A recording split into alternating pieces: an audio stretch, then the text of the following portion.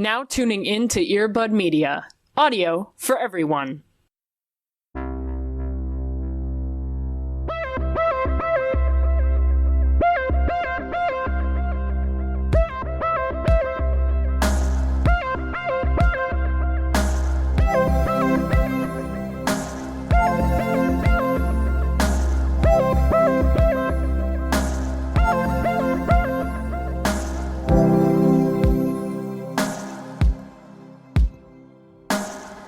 I'm excited to be at a point when I'm like in my official studio space and it's not as echoey as it probably is going to be today. Ooh. Yeah. We got a bitch with a studio over here. Okay, well technically it's called the Den, but okay. it will be the stewed. So Okay. it'll work out great. Wow. It'll also be hopefully the place where the cats will chill. So they're And it will also be home. the red room of pleasure. Well, also that. You know what I mean? It's a multi-use space. Yeah, the true definition of a multi-purpose room. Yeah.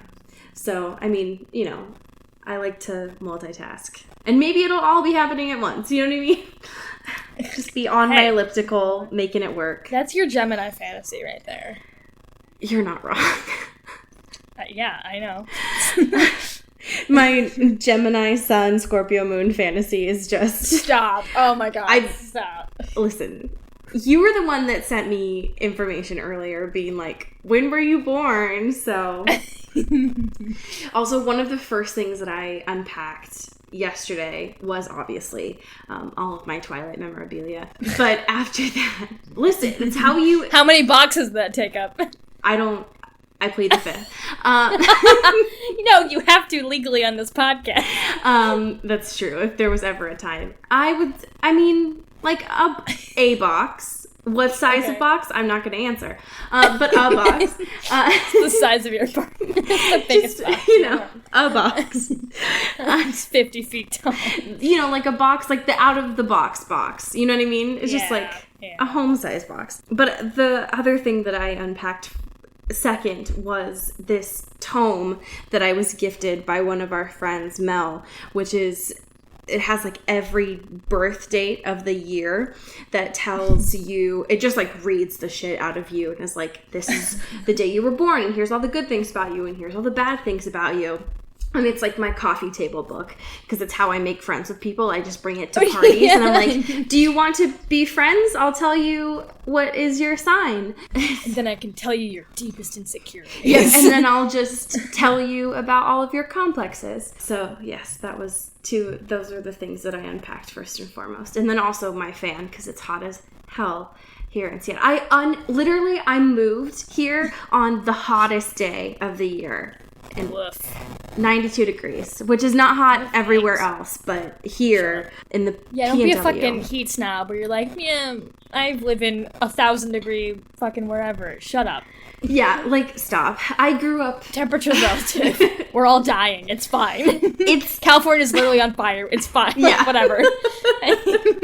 Yeah, we're all on fire. It's fine. The problem is, like, I grew up in the Pacific Northwest my whole life, where summers here really were like 70, 80 degrees for most of my life. And now it's like getting properly hot and I don't know how to get used to it. So I'm going to whine about it. It's fine. Like, don't worry about it. But it's great. Cody, hi. Yeah. Welcome to Into the Twilight. What's up? Oh, honestly, thank you so much for having me. Thank you. You're welcome to being my guest for the past 2 years. Yeah. I was wondering what I was going to be on, you know? Yeah. How are you doing this evening? I'm great. A little bit of transparency here. Oh. I did watch this movie right before recording. Oh. And I did drink a couple of brews during that. Ooh. And I might have continued that trend into this current recording. I am so excited. So we're going to have a very legal, very fun little tipsy pod. It's gonna be fun. We're gonna have fun. Yeah. Everyone, I know this is coming out on a Monday morning, but have something warm to drink with us. You know? Sure. I mean, I'm having the biggest hydro flask possible of ice water right now. But you know what I mean? As we're sipping along, sip with us. Yeah. Stay hydrated. Sip. Yeah. So enjoy that. I think that we talked about this for 2 years now, I think, of having a Tipsy Pod. And The time has come, ladies. and We're here. as we all know, like the true gremlin I am, anytime past 7 p.m., I am a wild child. So this is going to be great. So it should be lovely. So yes, as you will tell, obviously, because we talked about this last week, we're going to be talking about the 50 Shades of Grey movie today, which I watched last night. It was my first full night in my apartment, and the first thing that I asked my boyfriend and I to do was to watch the What a better way to christen your space, Right? you know? We had all of our windows open, and I was like, hello, neighbors. Hear me talk about sex, please. Which is my brand in a nutshell, so it's fine. You're asserting your dominance in your space. You're like, no, this is what the fuck is going on. It's the biggest power move. That's it. This is what we're doing. And he was very kind to me because I didn't have my dongle for my HDMI cord, and so we used his laptop. And we're going to talk about the fact that we had the unrated versions later on. But he looked at me because he watched it with me, and so he looked at me and he was like, I'm making an investment for you. And he bought the entire series of all 3 movies on unrated. So now we have all of them. But he did that, and so I'm very excited to see how it impacts his ads on his computer moving forward. So that's very great. But yes, good things I'm very excited for. We have some fantastic current events today, including, but not limited to, an email that we received by a fantastic listener named Jen. That sent 2 very important emails to us about the same content that I would love to share with you. So Jen first sent her the Twilight fangirl story that they have. So this is very important. The first email that they sent was very long, and then with lots of compliments. So Jen, thank you very much, but I'm not going to bore all of our listeners with that. But we appreciate it. Thank you very much. Here is Jen's Twilight fangirl story, TM. My Twilight fangirl story, TM, began when I was 10, and my aunt gifted me the books. At first, I literally judged the book by its cover and thought it was lame. And when I started reading, I was so bored I could barely get through the first 4 or so chapters. But then I started to pick up, and I was addicted. Like, that was shit, y'all. All the books were out by then, and so I ran through them pretty quickly, and at the time, my literal 10-year-old brain didn't know yet how problematic different aspects of it were, of course. Anyway, I needed more. Twilight was my life. I needed that content, TM. So about a month after my 11th birthday, I Googled something along the lines of Twilight stories, in quotes, and my introduction to fanfiction and fandom happened. LMAO, I was too young. So I promise the story has a point, because during that time, I was mostly obsessed with stories about the wolf pack, specifically original characters being imprints. I also wrote fanfiction, which I will get to later. But I still looked through the Bella Edward tag every so often, and once I stumbled upon a story called Master of the Universe. It had a really high review and like rate, so I thought I would give it a try. It only took me halfway through the first chapter for my then 12 or 13-year-old brain to think the writing was shit and decide this fan fiction wasn't for me. By then I had read as dirty, if not even more smutty fics than 50 Shades. Like I said, I was too young. Flash forward a few years, y'all are reading that very fic on your podcast. So they keep writing, and they talk about a fan fiction that they wrote titled Let Me Be Yours, which, spoiler alert, I might be reading at the end of this podcast. Sorry, Jen, you're gonna get dragged. Well, Jen says to go easy, so it'll be a soft. It's a loving drag, a tender drag, the loving drag that we do for friends. You know what I mean? That's all. Yeah. So Jen also sent another email about a question that we have touched on earlier. Cody, do you want to briefly run through that one?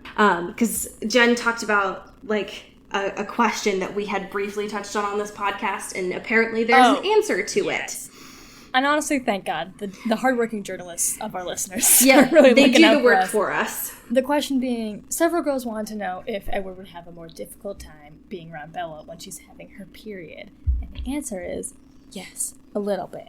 But he would never say anything about it, much too much of a gentleman, and Bella would be way too embarrassed to ask. It's not the same as cut, though. It's sort of dead blood, if you get my meaning. Which, So apparently this this question used to be on Stephanie's main FAQ, but apparently completely disappeared.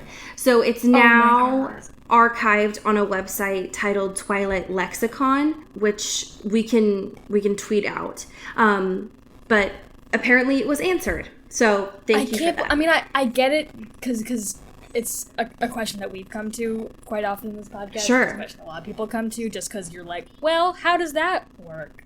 Not that really anything makes sense in this universe, but that's crazy that it's like she got it so much that she put it on her main FAQ page on her website. That was like, all right, guys, shut up. Like, this is it. Yeah. But also, what a terrible answer. Yeah, like that's... He's too much of a gentleman. It's like, that's not... So it means that being part. He really did want to suck her diva cup. Listen, yeah. We've been near that. It's just the fact that she had to, like... Confirmed. Say that is a lot for me. Yeah, for sure. So... We have some actual articles this week. I'm almost thinking that our Screen Rant articles need to become a corner at this point. We are past corner territory. It is Corner City. We are here. I want to take a moment and truly thank the editors here at Screen Rant for providing us weekly content at this point to discuss. I don't know who it is, but thank you, truly, for this. This week's is Twilight, 20 Things That Make No Sense About Edward and Bella's Relationship. Written, of course, by the Brit Poteet. And it's, it's a listicle, but it's an important listicle. Are there any of these that stand out to you right away, Cody? Yeah, can I tell you my favorite? I would love to hear it. It's number 16. Yes. Kissing Edward would be like kissing a rock. Very good. It's so good. It's very good. It's just like, it's so good. It's the like, yeah, all the time she just kept talking about him like being like a literal piece of marble.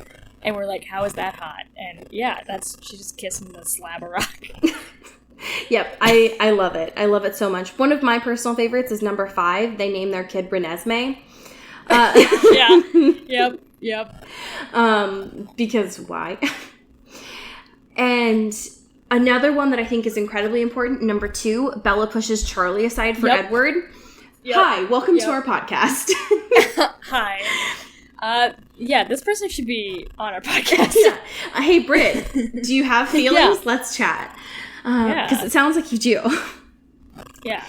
So yes, this is a great listicle that has a lot of important feelings, a lot of important screen grabs too, I would say. And so yes, Screen Rant, thank you for doing the Lord's work, truly.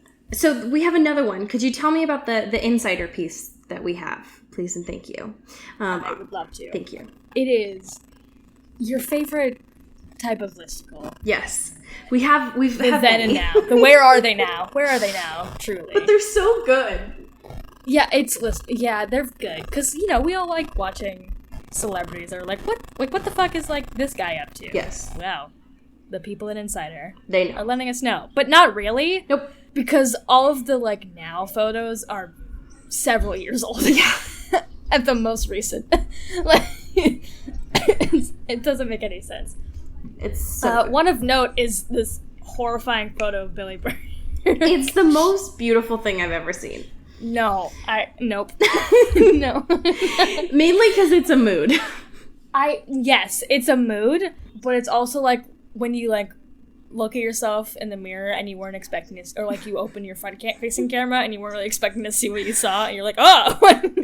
That's kind of what that feels like. The way that I like to think of it is when you have your laptop open and it suddenly goes dark and you see just your chin up. Yeah. That's exactly what it feels like. Yep. It's for those haunting. Not looking at this photo with us. Well, first of all, his first photo is him wearing this like crazy necklace. He looks like Chris Angel. He looks like Chris Angel. Yeah, he looks like someone who was really into Chris Angel. But just didn't quite make it. Yep. And in the second photo, his hair is longer considerably. Also really into Chris Angel. He's still into it, but in like he's like a father now. He's grown up. He's like, he's a different person. Yes. He's grown up. But he does have a little clip in his hair. It's the most beautiful thing I've ever seen. He looks like he just like let his kid go to town. He's like, yeah, you know what? Yep. Whatever. I have a red carpet to go to, but you just go for it. It's go like he let Siri choose his outfit. Like, oh yeah, Siri, you want me to choose the peach and blue paisley tie that I have? Absolutely. You bet. Yeah. Yeah, I'm confused by the look, and I'm scared by the look. Yeah, it's very good. The other one of note, Kellen Lutz is also a bear now. Okay, it's fine. Yeah, thank God. And Jackson Rappaport. I know we talked about him a couple weeks ago about the ketchup tattoo. We have a Jackson corner now. Yeah. And I'm fine with it. I'm fine with having a Jackson corner. I live in the Jackson corner. Yes. Let me live in the Jackson corner. The first photo is the scariest image because he looks like a porcelain doll. He looks like a haunted doll. A haunted doll. Truly a haunted doll. He looks like something that I don't want to see through my window at night. But something that He looks like a little boy who's anamorphing into a ghost. Yeah, he's really not there anymore. Yeah, he's just halfway through, though. He's not quite yet a ghost, but he's no longer a boy. He is like the third photo in an Animorphs cover, though. Yeah. Like for an owl, probably. But the second photo that they've chosen for him is not... It's every Instagram fuckboy that slid into your DMs. You don't even need to look at the photo. You just know who that is. Listen, he can still get it. You're not wrong. And I'm not disagreeing with that. 2 C's. I'm just saying, like... Yeah, he does look like every man. Period. I'm just saying, the facial hair is a lot. Yeah, and the glasses that every boy has. Literally every... Yeah. I'm just saying. Does he wash his face? You know what I mean? Listen, none of this matters because he has a giant ketchup bottle. Yeah, exactly. So, yeah, none of this matters. It's true. But yes, so just think about that. Okay, we have a couple of other pieces of news to get through really quick. Woo. Speed round. Yes. So, Stephenie Meyer's TV show, things I never thought I would say. Down a Dark Hall is the name, and it's releasing on TV, weird, on August 17th. Now, just throwing this out into the universe, if that is something that you would like us all to review, we could probably do that. Just let us know if you would like that to happen. Pew, pew, pew. Yes. Now, the last thing that I would like to talk about is something that Cody and I started sarcastically talking about prior to recording, but we need to talk about now. It started as a bit and turned into something far greater. Something far more beautiful. And it's that we don't usually have sponsorships on here yet, but maybe soon. Yeah. But one of the things that I think would be relatable for us soon would be, and I think that if you listen to any other podcast, you would know this, is a website called Adam and Eve. Yeah. Now, if you haven't listened to literally any other podcast in the world, Adam and Eve is a sex toy online store. And one of the things that I knew about them when I used to listen to podcasts years ago was their 50 Shades of Grey collection, which still exists as of 3 minutes ago. Yep. And so Cody and I looked at it prior to recording and kind of lamenting at how beautiful they are. But one of the things that I think is important to note on here that I didn't know until before we started recording, is that if you ever were interested in picking up like a dildo or a butt plug, that from this collection, but also were interested in literally picking up a hard copy of 50 Shades of Grey, you could do that. So, great. Yeah. Cool. Great. Capitalism is wild. I have so many questions. What was the one that you said there was words on it? I'm trying to look for it right now. So there's a bullet vibe. And it says, "We aim to please." It's engraved on the side. Great. Or like printed on the side or whatever. Great. In like a cursive font.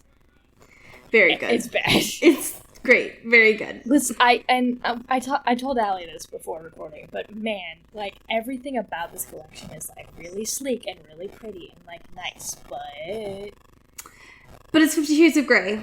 It's 50 Shades of Grey. And it's frustrating, right? Because it's like they have like a mauve collection in there, and they also have the mauve is so good. The mauve is beautiful, and then they also have it's like accented with the rose gold. Ugh.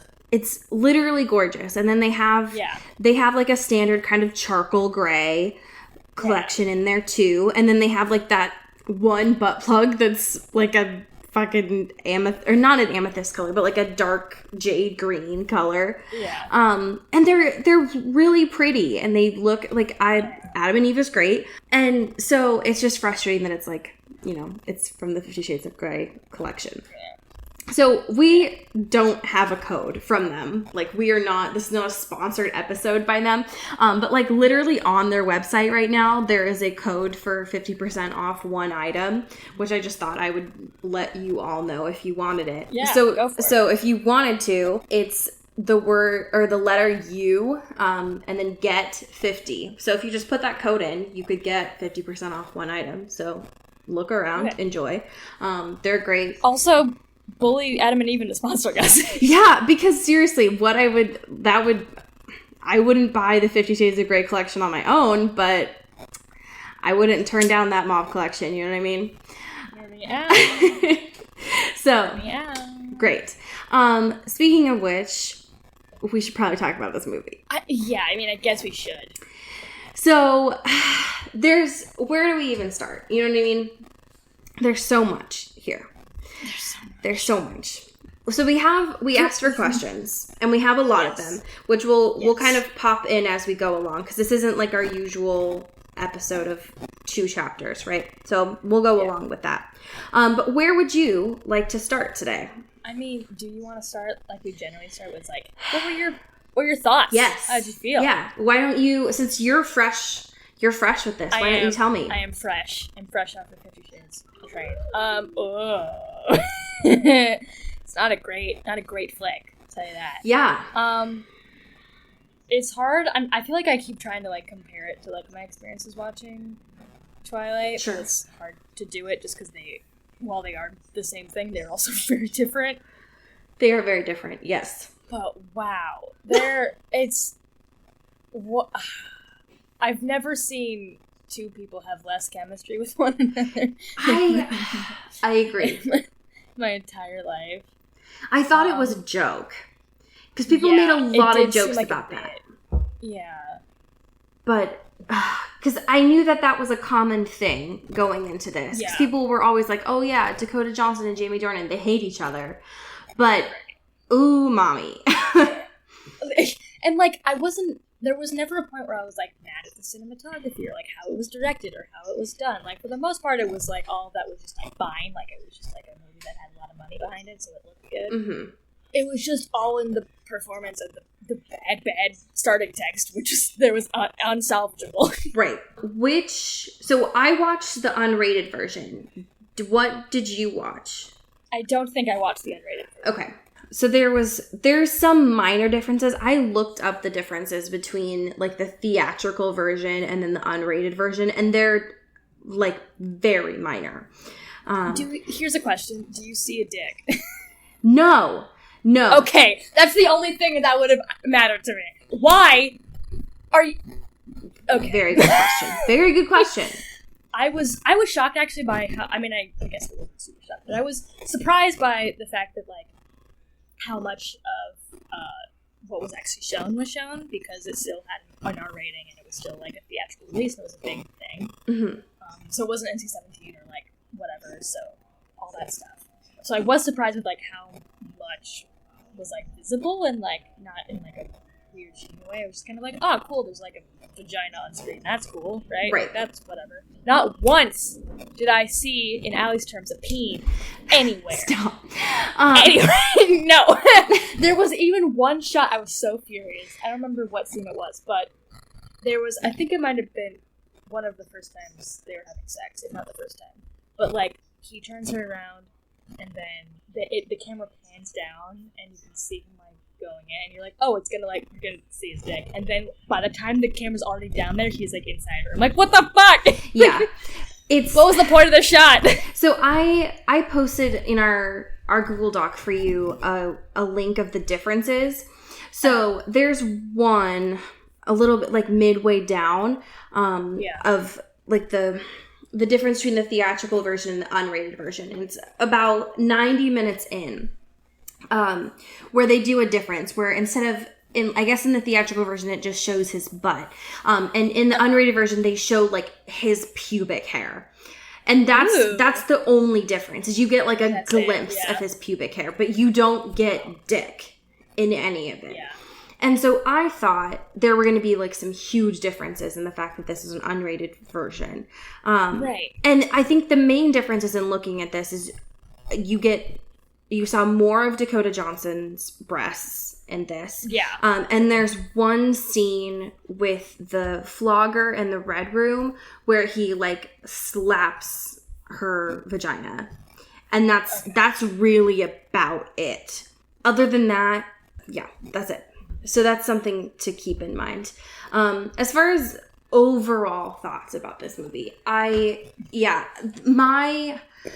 on content itself, I was genuinely surprised how much it stayed true to the book for the most part. I mean, there are a lot of differences, which we'll talk about later. But for the most part, for plot-wise, it was quite true. And the chemistry was awful, and it was very hard to watch. One of the things that personally distracted me was just the differences in shots of like Seattle and Vancouver. So like it's just not accurate to how it's supposed to be here. And that just kind of took me away from the overall thing. It's like kind of like watching Grey's Anatomy. It's like this isn't real. But I can tell you're trying, maybe. Right, exactly. But yeah, I would say for the most part, the chemistry was hard to watch. But for the most part, I think the book is a lot more insufferable as far as consent goes, and abuse. Whereas I feel like they tried to tone that down quite a bit for the movie, which is interesting. I think that's a good point in the sense of, and this could be like a larger talking point, of the fact that the book was insufferable and the movie was like, let's try to cut all that down into something that is possibly fine. And I think they did that in a lot of ways, one being the emails. Yes. Because that was done in like kind of typical movie way where it's like you see it on screen and then you're like, go see the other one and whatever. And they're like short, quick little like text messages almost or whatever. Yeah. And there's not the changing fucking like headings or whatever, subject lines. It doesn't take up like the entirety of the book or whatever. They also did it in the way of like, which might have been a poor way of doing it, but the contract. Yeah. Because how it's brought up in the movie, it's that like it's a weird voiceover, like a weird haunting voiceover where he's reading it. Right. And then she's just like doing a montage of like living her life and all these other things, which was weird, but I guess was better than having it being read to me 50 times over the course of 2 hours. Yes, I agree.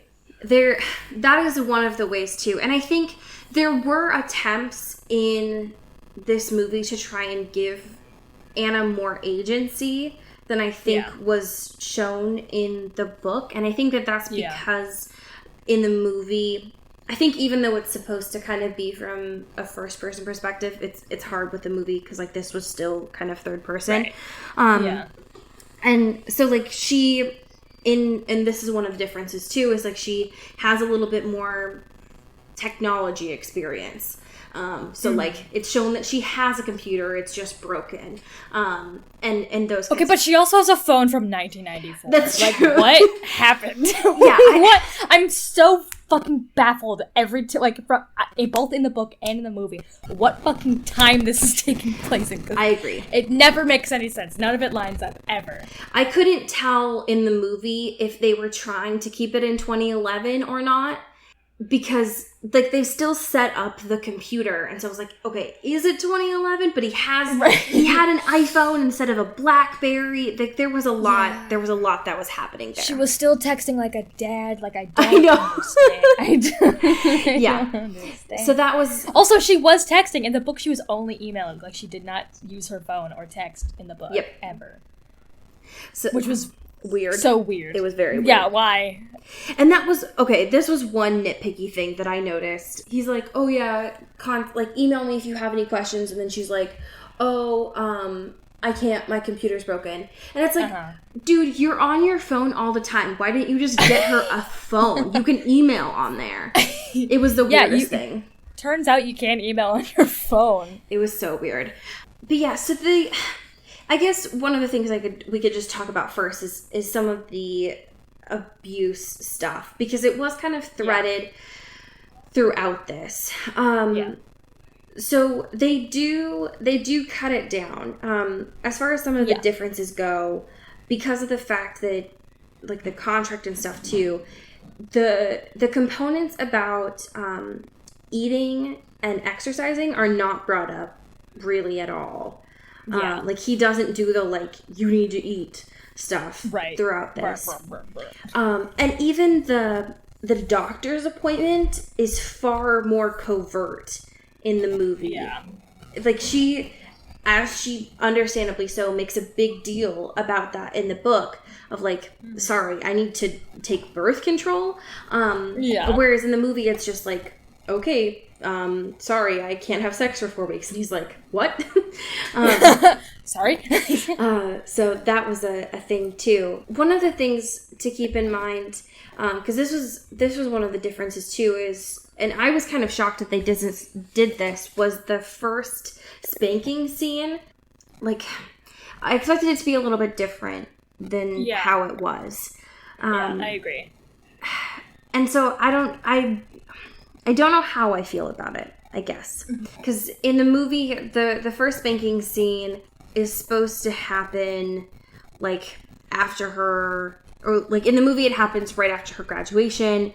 In the book, she's supposed to, like, have an orgasm, and she calls it, like, amazing and stuff. But when he leaves, she, like, starts crying and stuff, and they exchange emails, and she talks about the fact that, like, she doesn't really feel good about that. But in the movie, they don't have sex, and he doesn't come back.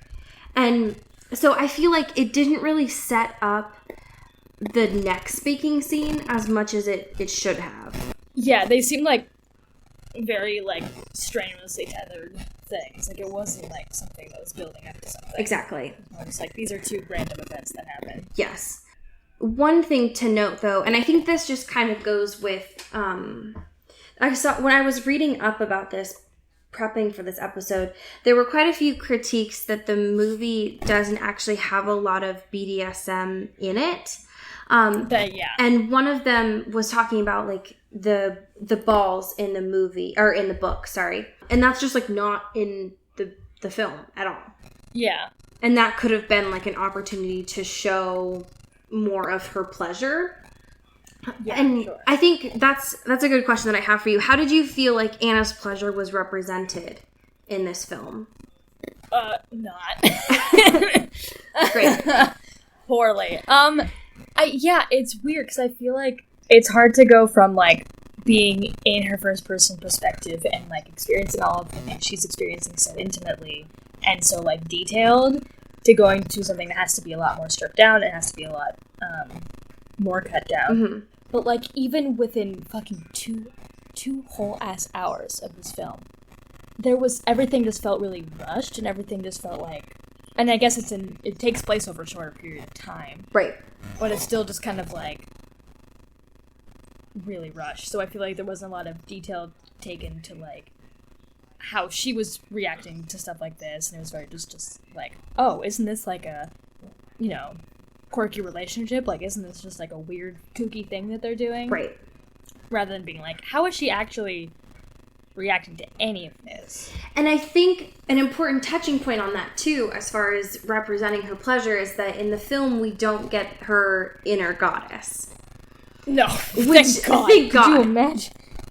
She just, like, exists as, like, a hologram. It's like someone... Well, I feel like the only way that they could have done that is like a voiceover, like they did in Twilight. Yeah. Which would have been awful. The worst. And so that would have been a hard pass. No, thank you. So there were a couple of big things that I think they chose to leave out. One being, I think that they really cut down on the, like, stalkerish components of Christian, but there are still definitely some. Like, he still goes to the bar when she calls him, which, by the way, it definitely felt like Dakota just kind of just, like, made up that conversation of calling him when she was waiting in line to go pee, which was very good. But so, like, Christian still tracks her there, and, like, doesn't ask for directions to, like, take her home all of these times and stuff. So that still definitely happens. And, like, he still makes her, like, first class and all of those things. So that stuff is still there, but seeing as they don't show the emails and stuff as much, or, like, her job, like, that stuff isn't right there. They're not people. Like, I don't know anything about any of them. Nope. Just by watching the movie. Nope. Yeah, I don't care about, like, the relationship, and there's no stakes. It doesn't feel like, it just feels like, oh, this, cool, I'm just gonna have sex with this dude. That's it, I guess. Oh, he has this room? That's weird, huh? Yeah, end of movie. In the movie, I couldn't care less about Taylor, which is a shame, because in the book I had... The homie. Yeah. In the movie, I couldn't care less about his brother or sister. Which... Also, his fucking brother. Weird. But he just looks like the weirdest dude. He does just look like a weird dude. Very weird dude. And also Rita Ora. Like, hi, what are you doing? Stop. Very, very interesting family. So strange. Yeah, I was very confused. The other thing that they chose to leave out, aside from...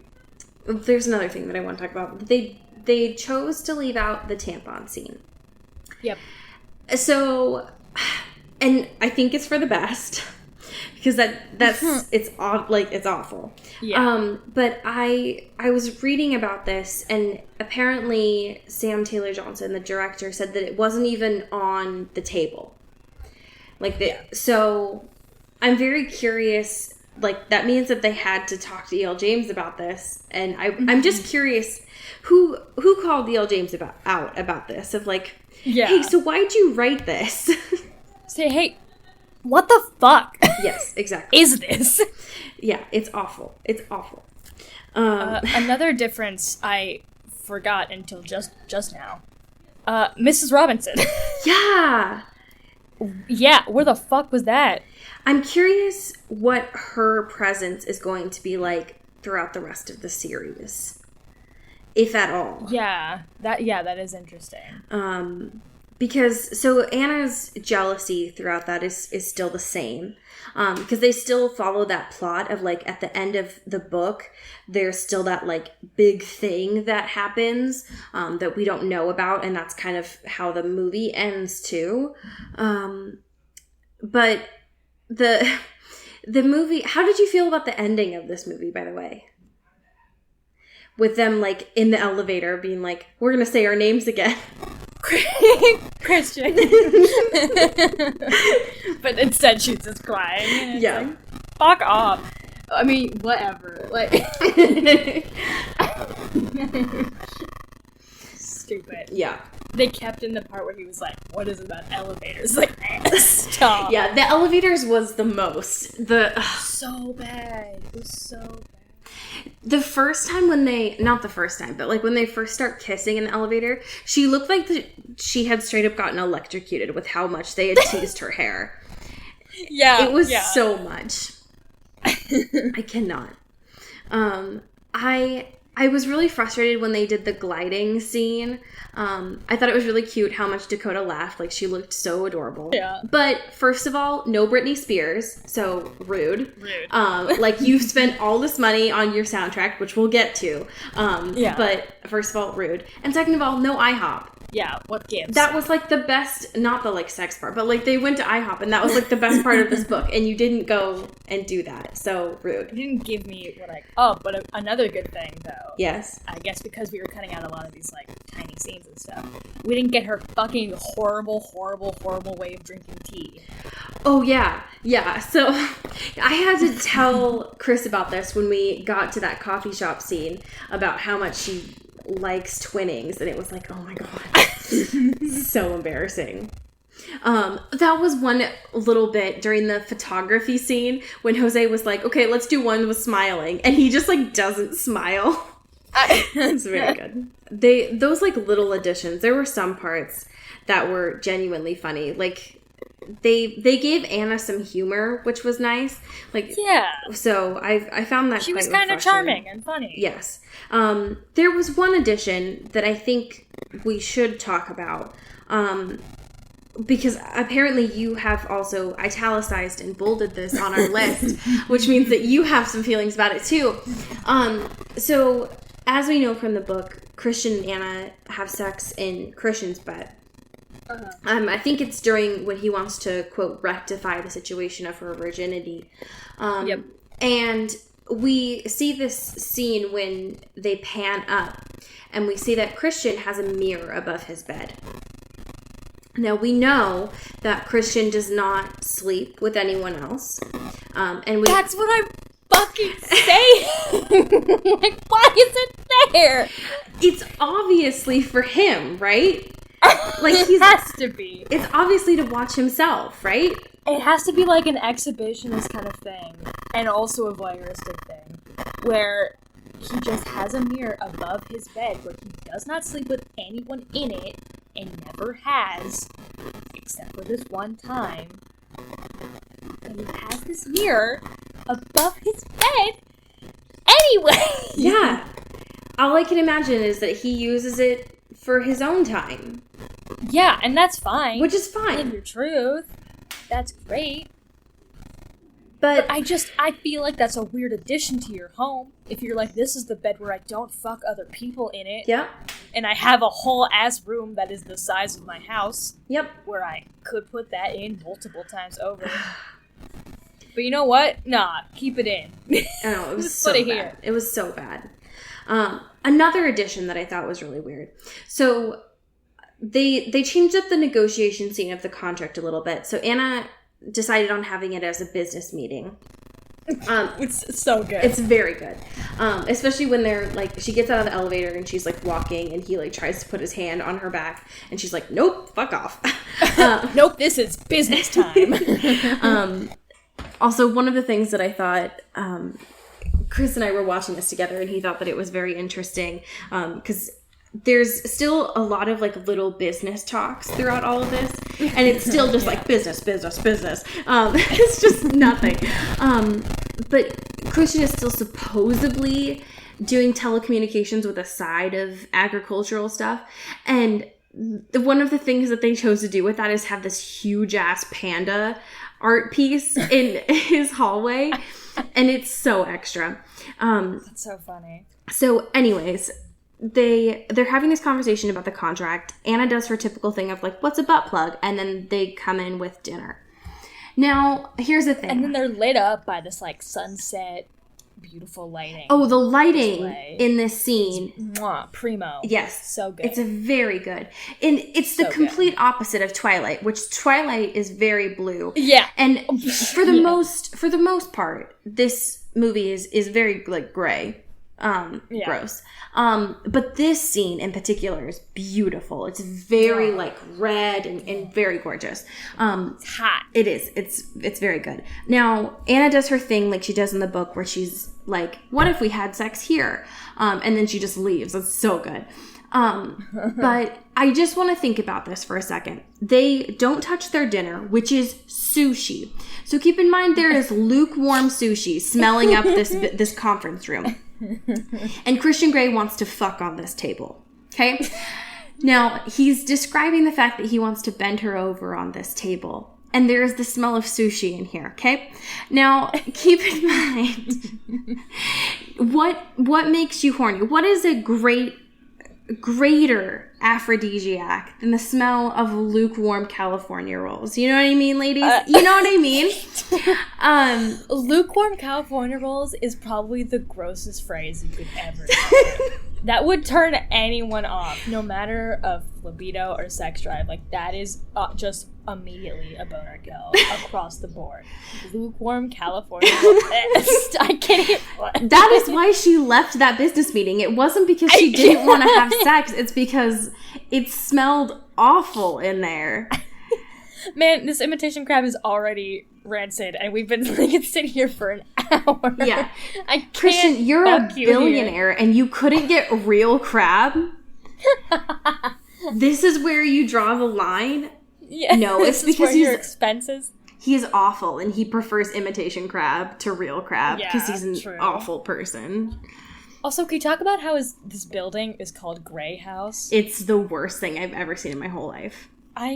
Why? What does it have to do with any of the business that he does? It should have just been called business. Like, I can't.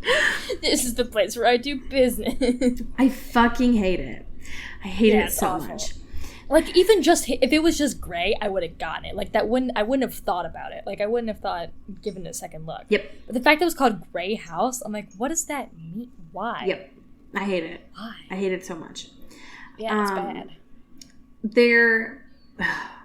Yeah, fuck. Okay, so there are a couple of other things that I want to talk about the production team on this for just a hot minute. Because I saw the names when I was watching it, and I didn't know any of them. So in the process of looking this up for today's episode, I found some more information that I thought would be valuable to you. Because we should probably note that this movie was released on February 13th of 2015. And I think I do remember back then that caused a lot of criticism and controversy of like the Valentine's Day release date.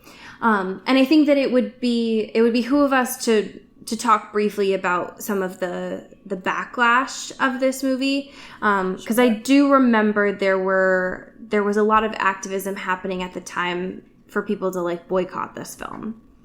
I don't remember any like specific organizations, but I do remember there were a lot of people, not only just like talking about the fact that there was like the sexual abuse and like the violence component of this, but I think I briefly remember there being some backlash about the fact that his name was Christian. Like I think there was religious components to this too. Yeah, there must have been. There had to have been. So I think there was that, and then also just like the irony of it coming out on Valentine's Day. Like I think there was criticism from multiple areas from this at the time too. So I didn't know the director, Sam Taylor Johnson, prior to this. And so when I looked up her credits, the only thing that I could tell that she had done prior to this was Nowhere Boy, which was a film about John Lennon. So interesting selection to do for 50 Shades. Sure. A natural progression, yes. I would say. Yes.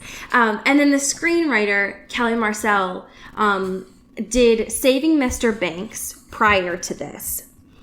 Then did 50 Shades of Grey. And now the film that is being released this year that they have done is Venom. Great. So what the fuck? What is that progression? Yeah, what a varied portfolio. Mm-hmm. So the one that you are clicking on right now is the casting choice that I want to talk about most of all of these. So we talked about this before, the fact that we were kind of both shocked that Rita Ora was in this. I did not know prior to this that Marcia Gay Harden was in this, and I love Marcia. Yeah. One of my personal faves. And I think that we have kind of briefly talked about some of the options, like the casting options for Christian and Anna. Some I knew prior to this and some I didn't. One that I aggressively didn't, and I don't know if you knew this prior also, was that E.L. James wanted Robert and Christian. She wanted Robert as Christian. Yeah. So much. I don't understand. I don't get it.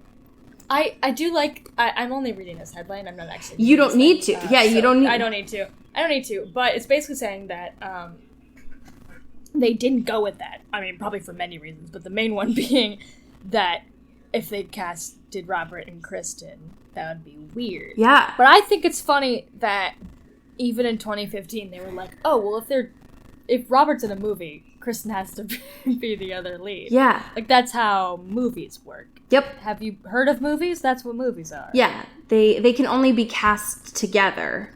Yeah. Yep. Robert can't have another love interest. That's not... Yes. You're thinking of something else. You're not thinking of movies. Right. So that is amazing to me. And I cannot imagine having watched this. The idea of Robert Pattinson holding a flogger. Stop. Oh my God. Listen. Now, Kristen holding a flogger. Yes. Yes. Yes. Now, can you imagine if they were like, yes. If E.L. James was like, I want Robert and Kristen in this film, and they were like, okay, but they had cast Kristen as Christian and Robert as Anna. That would be the best movie I think I would have ever seen. Agreed. Speaking of positive things about this, because there aren't many, but we did get some questions about this. And I think we'll probably get to the questions at the end of things that maybe we haven't gotten to yet. Sure. But I want to talk about the music of this briefly. Yes. Because this is one of the things that I did know about this movie. Mm-hmm. I didn't know everything that was on here, but I did know that it was Bob's.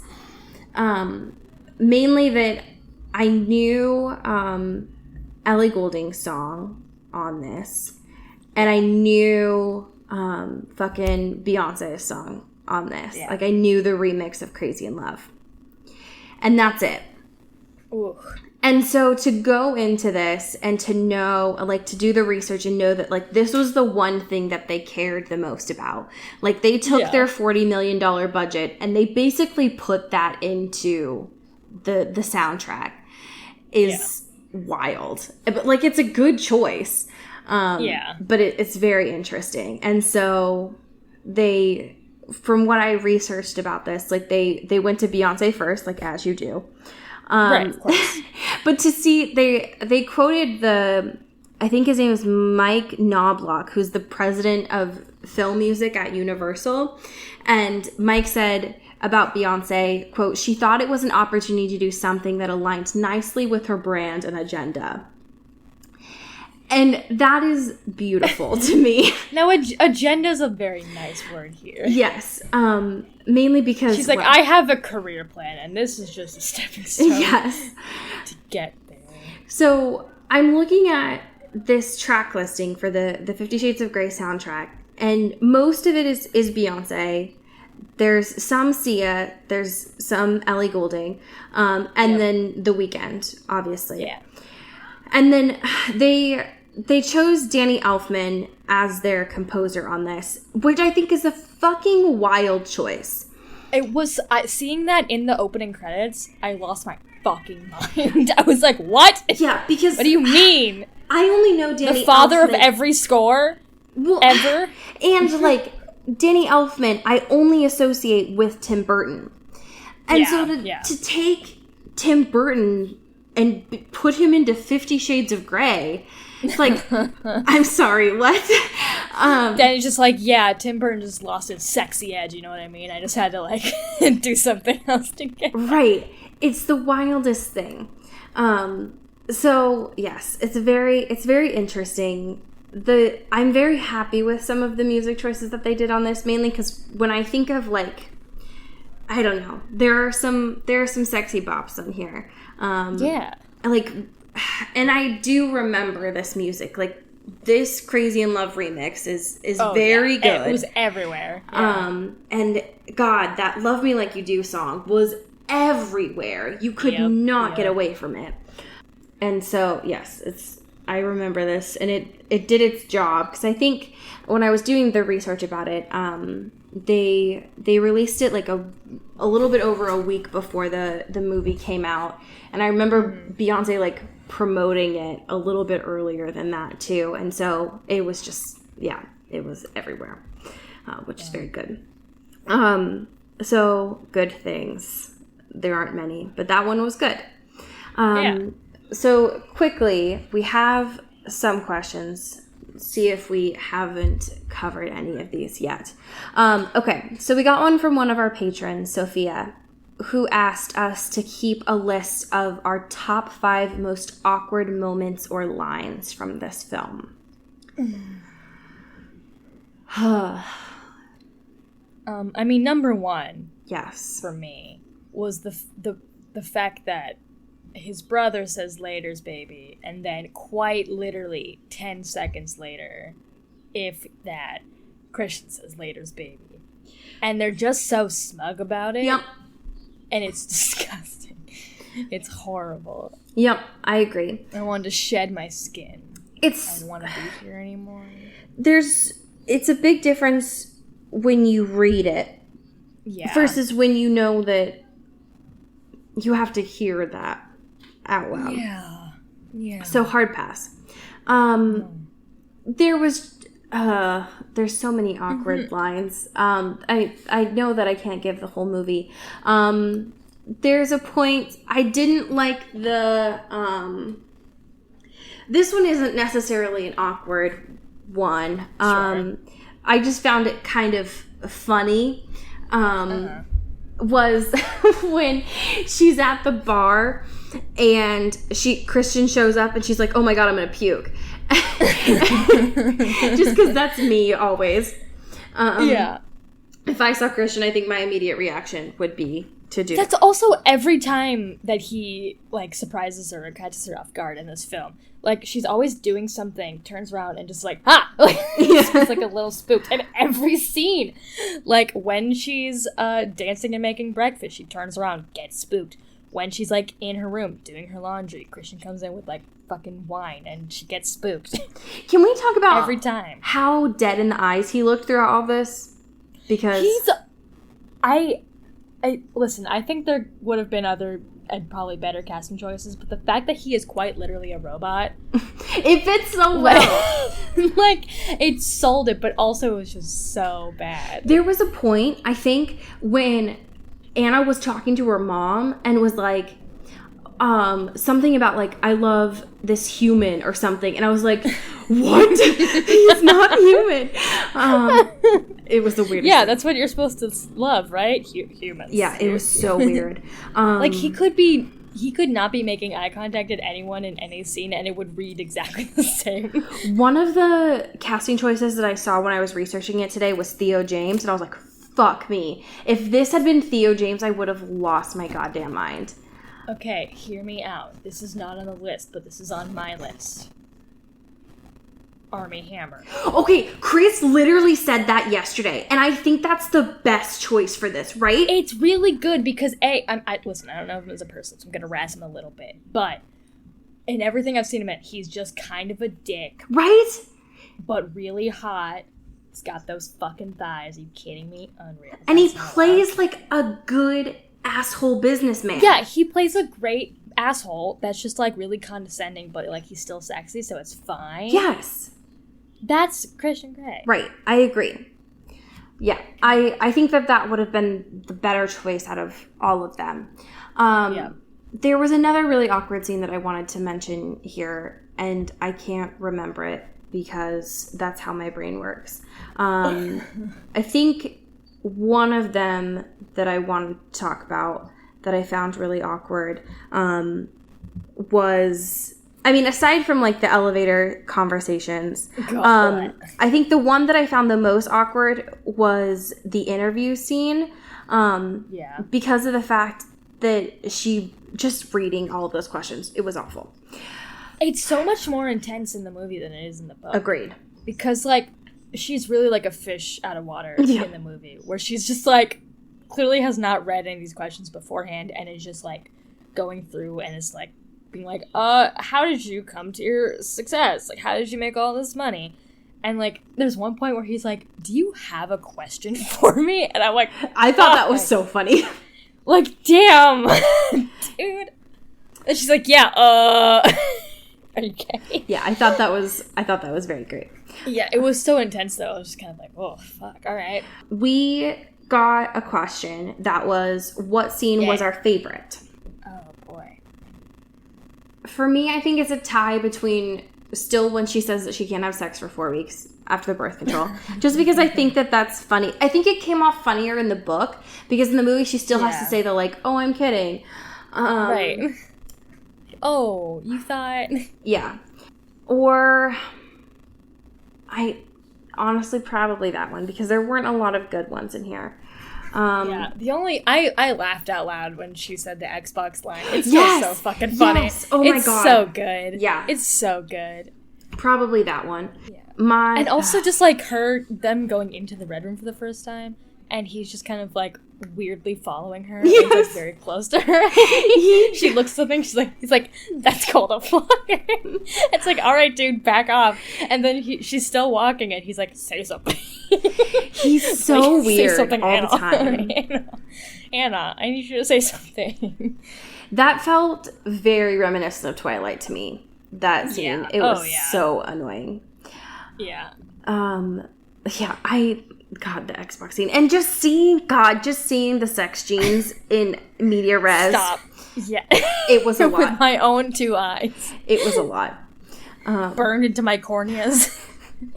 One of the things that Chris brought up that I think is important was, do you think that he bought those distressed, or do you think he bought those as like regular jeans and distressed them through sex?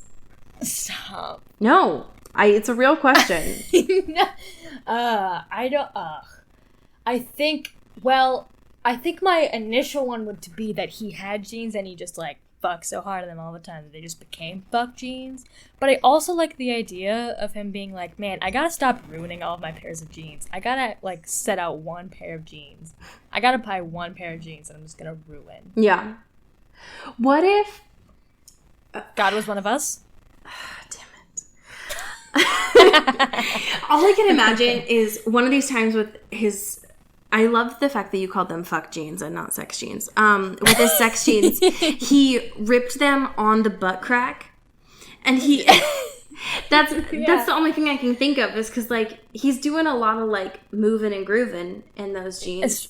Yeah, you gotta breathe, you know? Or, like...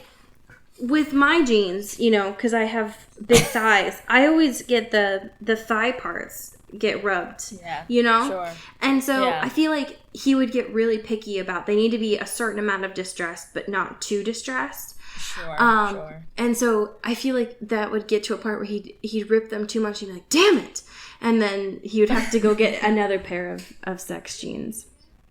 Also, there's just a lot of good butts in this movie. There is. There's a lot Every of butt good was butts. a good butt. Every butt I saw, good butt. There was a lot of good butts. And I felt like the sex scenes that they had, I felt like they were shot pretty well. Like, it wasn't, I don't know. I felt like, yeah, that's a body, you know, like it wasn't like, we're going to do an extreme close-up on this nipple. Like, it wasn't, I don't know. It didn't feel like, you know, softcore porn or something. It was just like... they just seemed like regular movie sex scenes. It was like... Because the ones that got the major amount of attention were like when they actually like have sex or whatever. Mm-hmm. Like the BDSM stuff is kind of shoved under the rug for most of it. Right. Until like that last scene, sex scene, where she's like blindfolded and tied up or whatever. Right. But, like, for the most part, it's like, this is just a sex scene. Yeah. This is just two people having sex. Right. Yeah. I think more than most of these, it's just that there is there's a bigger quantity of sex. But yeah, it's not like the sex scenes are any different than movies that you see. Right. Oh my God. Okay. Before we wrap up on this conversation, the one thing that I wanted to talk about, because Anna, like, as usual, right? She's never masturbated before, and she's never, like, looked up all these sex scenes. Can we talk about the fact that she wears white underwear for a second? Because that is the most Anastasia Steele shit I've ever. It was like looking at a 70-year-old grandma. I just. Yeah. Yeah. White bras are just not effective. Like, I know when I was 11, like, my first, like, listen, I get it. You know what I mean? Yeah. But that is just not effective for anybody, you know? No. And so when I saw it, I was like, God fucking, of course they did. And, like, the white sub room, you know what I mean? It was just, like, they were very heavy-handed on some of those metaphors. It's like, hey, do you get it? Do you get it? Because she's submissive. I know. It was so gross. Do you get it? It's just like, just smack me over the head with this, like, virginal stuff. Like, I got it. But literally. Yeah, exactly. Yes. So, final thoughts on the movie. Where do you think it's going to go from here? I wish I had any fucking idea. Where are the guns? Where do they come from? I just want to know. I don't understand. What if it's Mrs. Robinson? She's gone loose. She's got guns now. Is she made of guns? Hey. I mean, I didn't bring that up, but I do like that idea. I like where your head's at. How did they... I have so many more questions now. Sorry, my brain just came up with what if God was made of guns, and I just need to just say that. I just need to say that. I couldn't keep it inside. No, thank you for sharing. Thank you. Now, does that still fit the melody? Yeah. What if God was made of guns? Now, listeners, I need you to cut that because I need it for my ringtone, please, and thank you. I need it. Research. I need it for science. Yeah. Okay, so next week, we have a new book, so that means y'all go to your library, go to your thrift store, make it happen. Support your people. Yeah. You know? Next week, we are reading 50 Shades Darker, chapters 1 and 2. Great. Buckle up, boys. Because the guns are here. The guns are coming. I don't know if that's true or not. I'm just guessing. Maybe. What if they never come? What if we just missaw guns the first time? And I've just been talking about something that has never been there. I hope so. Yeah. Until we find out, though, I want to take a second and thank our patrons. Yeah. So I want to thank Shannon Clearwater, who is... Shannon Clearwater is the random pouring down rain that was supposed to be happening in mid-May throughout this whole movie. Shout out to Katie Weber, also known as the drunk girl at the bar who was listening to Anastasia Steele call Christian Grey. That was so good. And just try to be supportive. Yeah, when she turned around and she was like, I told him, right? Yeah. So good. It's like, girl, whatever. That was such a mood.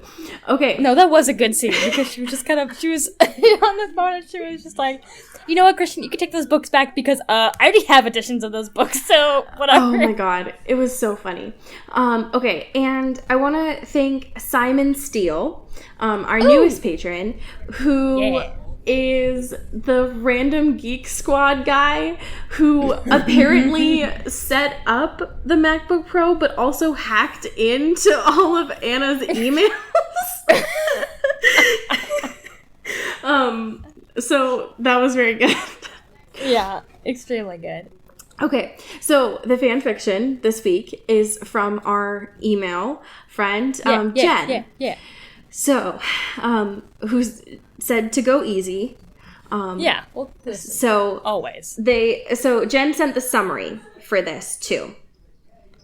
So I will read that for you now. The summary. So this was written in April 2011. too. So keep that in mind. The summary is, Leah knows that anything can happen, good or bad. So why does it hit her so damn hard when she loses the best part of her life? Embry. One shot, rated M for language and mentions of nudity. Oh, I'm so excited. This is like so long. Jen like copied this into a document and it's like 6 pages. So wow. Okay. Since when do you call me Call? He asked without fear of retaliation. Leah snarled at this and raised her hand angrily, curling it into a fist and throwing it at him as hard as she could. He stumbled backwards, blinking a few times in obvious shock. This gave her a sick sense of pleasure. He flexed his jaw and then opened his mouth again, as if to speak. The fucking son of a bitch had the nerve to speak to her after what he did. The hit she threw at him was the same hit she was taking emotionally, and she wanted him to know that. He knew exactly what seeing Emily and Sam had done to her. He knew that she was angry and pissed as she was to admit, fragile. She had gotten betrayed by 2 of the most important people in her life. Foolishly, she had let Embry into her soul and heart and mind and body and trusted him. And then he went and imprinted. He imprinted on another woman. He did exactly what Sam had done, exactly what Jake had done. Embry had knocked down every wall she'd built to protect herself, managed to become a shield and a safety, and then he left her standing alone and in the cold with no one to turn to and nothing to protect her. Unseen. Wow. That was like good. That was fun, yeah. Jen, you were so worried, and that was like good. Jen. Goddamn. Jen, have you forgotten the filth that we've read on this podcast? Do you remember like the toaster? Do you remember the pencil dick, Jen? Oh my god. You said it this time, baby. not me. Yeah, baby. Oh yeah. my god. Listen, it always haunts I can never forget it. my soul. No, never. Oh god. What was I saying? Seattle. For real this time. For real. Get it. Truly. You should start saying it now, though, because you live there. Anyway. I love that. Okay, yes. All right. As we say in Seattle. Wait, do you say... Oh, get it. Get whipped. Yeah. Ooh. Ew.